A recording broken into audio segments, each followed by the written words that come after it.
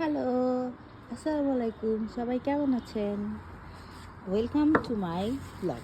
আজকের ব্লগটা কিন্তু একটু ডিফারেন্ট হতে যাচ্ছে, কারণ আমি বানাবো এই কাঁঠালের মুচি ভর্তা। কাছ থেকে পারছি, সো আমার ভিডিও ধরার কেউ নাই। আমি মুচিগুলা কালেক্ট করে নিচ্ছি। কাঁঠালের মুচি ভর্তা বানাতে যা যা লাগছে: টমেটো, তেঁতুল, লেবু, শুকনা মরিচ, গুঁড়া মরিচ, লবণ, বিট লবণ, কাঁচামরিচ, এই সবগুলো ইনগ্রেডিয়েন্ট দিয়েই আপনারা ভর্তা বানাতে পারেন। আর সেই সাথে কেউ যদি চিনি বা গুড় অ্যাড করতে চান সেটাও করতে পারেন। টমেটো মূলত কাঁঠালের মুচিতে এক ধরনের কষ থাকে, সেটাকে দূর করতে সাহায্য করে আর একটা ট্যাঙ্গি ফ্লেভার আনে। কাঁঠালের মুচি ভর্তা বানানোর জন্য মুচিগুলোকে আমি ছোট করে কেটে নিয়েছি। এরপর এটাকে আর পাটায় বাটবো না, ব্লেন্ড করতে দিব। এখানে চুলায় আমি কাঁচামরিচ আর শুকনো মরিচগুলো ভালো মতো টেনে নিব, যাতে একটা স্মোকি ফ্লেভার। এখানে আমি ব্লেন্ডার নিয়ে নিয়েছি। এই ব্লেন্ডারের মধ্যে আমি দিয়ে দিচ্ছি কাঁঠালের মুচিগুলো। এটা মোটামুটি ব্লেন্ড হয়ে গেছে। এখন আমি একটু লেবুটা অ্যাড করে দিচ্ছি, কারণ লেবুটা অ্যাড করলে এটার যে কালারটা, এই কালারটা চেঞ্জ হবে না।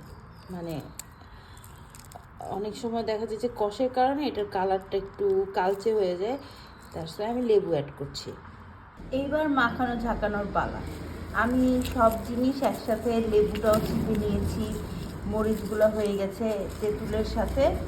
এখন এগুলো খুব ভালো মতো মিক্স করবো। মোটামুটি তেঁতুল মিক্স করা শেষ। এখন আমি দিয়ে দিচ্ছি এই টমেটোগুলোকে আমি ইচ্ছা করে একটু বড় করে কেটেছি।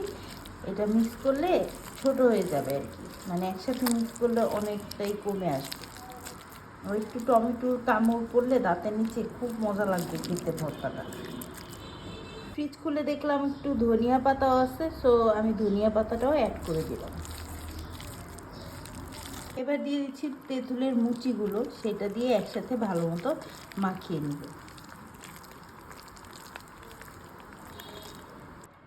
আমার কাঁঠালের মুচি ভর্তা রেডি।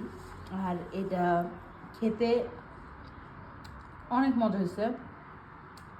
অ্যান্ড বছরে একবার এই খাবারটা আমার মাস্ট হ্যাভ। সো আপনাদের বাসায় যাদের কাঁঠাল আছে, মানে কাঁঠালের মুচি আছে, সো তারা এই ভর্তাটা ট্রাই করে দেখবে।